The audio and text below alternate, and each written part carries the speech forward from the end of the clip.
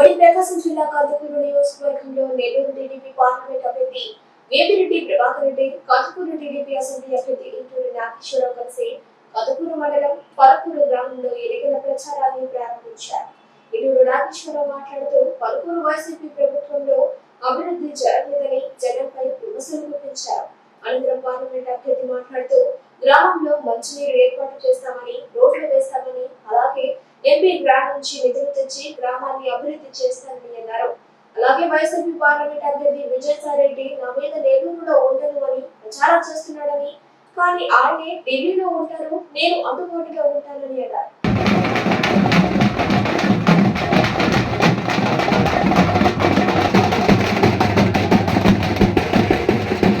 వడి ప్రకాశం జిల్లా కాంతకూరు నియోజకవర్గంలో నెల్లూరు టీడీపీ పార్లమెంట్ అభ్యర్థి వేమిరెడ్డి ప్రభాకర్ రెడ్డి, కాంతకూరు టీడీపీ అసెంబ్లీ అభ్యర్థి ఇంటూరి నాగేశ్వరరావు కలిసి కాంతకూరు మండలం పలుకూరు గ్రామంలో ఎన్నికల ప్రచారాన్ని ప్రారంభించారు. ఇంటూరి నాగేశ్వరరావు మాట్లాడుతూ పలుకూరు వైసీపీ ప్రభుత్వంలో అభివృద్ధి జరగలేదని జగన్పై విమర్శలు గుప్పించారు. అనంతరం పార్లమెంట్ అభ్యర్థి మాట్లాడుతూ గ్రామంలో మంచినీరు ఏర్పాటు చేస్తామని, రోడ్లు వేస్తామని, అలాగే ఎంపీ గ్రాంట్ నుంచి నిధులు తెచ్చి గ్రామాన్ని అభివృద్ధి చేస్తానని అన్నారు. అలాగే వైసీపీ పార్లమెంట్ అభ్యర్థి విజయసాయిరెడ్డి నా మీద నెల్లూరులో ఉండను అని ప్రచారం చేస్తున్నాడని, కానీ ఆయనే ఢిల్లీలో ఉంటారు, నేను అందుబాటులో ఉంటానని అన్నారు.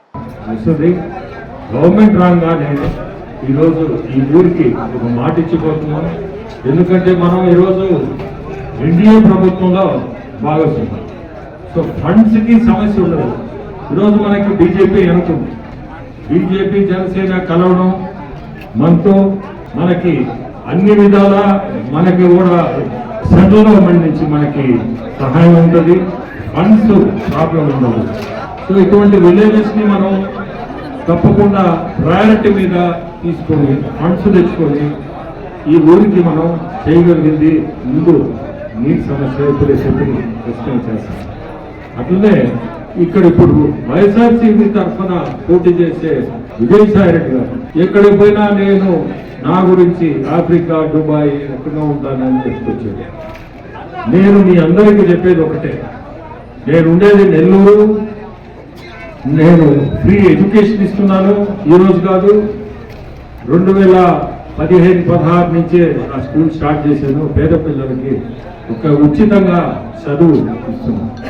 అట్లనే డ్రింకింగ్ వాటర్ ఫ్లోరైడ్ కంటెంట్, ఎక్కువ ఫ్లోరైడ్ కంటెంట్తో చాలా గ్రామాలు ఉదయగిరి సైడ్ కానీ ఇక్కడ కూడా మన కందుకూరులో కూడా అంటే ఆత్మకూరు ఈ ఏరియాలో అంతా దాదాపు 150 వాటర్ ప్లాంట్లు పెట్టి మేమే మెయింటైన్ చేస్తాం. పెట్టడం అనేది సులభం, దాన్ని మెయింటైన్ చేయడం మా బాధ్యత. మా టీం ఒకటి పెట్టి ₹1 ఎవరు కూడా గ్రామస్తులు ఎవరు పెట్టాల్సిన అవసరం లేదు.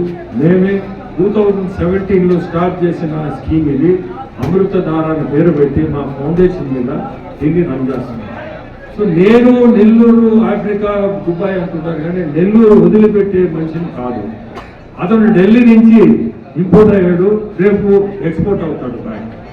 సో ఒక్కటి గుర్తుపెట్టుకోవాలి, నేను మీ అందరికీ చెప్పేది, నేను నెల్లూరులో ఉండే మనిషి, మీ అందుబాటులో ఉండే మనిషి.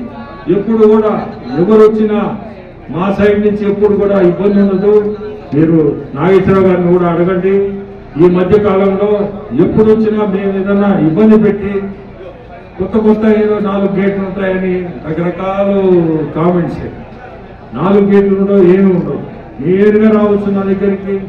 ఎప్పుడు కూడా అటువంటి ఇబ్బందులు ఉండవు. ఎందుకంటే అందరికి తెలియాలి మనం మా పరిస్థితి ఏంటి. ఇంకోటి మన నాగేశ్వరరావు గారిని తప్పకుండా మనం గెలిపించుకోవాలి. అతను గెలిస్తేనే మనం రేపు చంద్రబాబు నాయుడు గారిని కూడా గెలిపించినట్టు. చంద్రబాబు నాయుడిని మనం ముఖ్యమంత్రి కుర్చీలో కూర్చోబెట్టాలంటే నాగేశ్వరరావు గారు గెలవాలి. సో నేను చెప్పేది, ఎమ్మెల్యేగా నాగేశ్వరరావు గెలిపిండి, నన్ను మీ ఎంపీగా సైకిల్ గుర్తుకి ఓటేసి నన్ను గెలిపించాలని. ఈ గ్రామంలో మనం పర్యటించేటప్పుడు టీసీ కాలనీ సోదరులు అనేక సమస్యలు తీసుకొచ్చి ఉంటా ఉన్నాం. వాటర్ ప్రాబ్లమ్స్, అలాగే 7 నెలలు 8 నెలలు భర్త చనిపోతే భార్య పెన్షన్ రావడం లేదని, అలాగే అంతర్గత రోడ్లు కానీ, వాటర్ సమస్య కానీ అనేక సమస్యలు ఉన్నాయి గ్రామాల్లో. ఈ 5 సంవత్సరాల్లో ఒక సమస్యను కూడా పరిష్కారం చేయలేని ప్రభుత్వం మన జగన్మోహన్ రెడ్డి గారి ప్రభుత్వం. నిన్ననే మన స్థానిక వైసీపీ అభ్యర్థి బుర్రా మధుసూదన్ గారు ఈ పెన్షన్ల వ్యవహారంలో ఏదో మాట్లాడడం కూడా జరిగింది. మీరందరూ కూడా ఎలక్షన్ కోడ్ రాగానే వ్యవస్థలన్నీ కూడా ఈసీ కంట్రోల్లోకి వెళ్తాయని చెప్పి అది కూడా తెలియకుండా మాట్లాడుతూ ఉన్నాడు మన స్థానిక వైసీపీ అభ్యర్థి. ఇవన్నీ కూడా ఊరక బురదగాలు కాదు.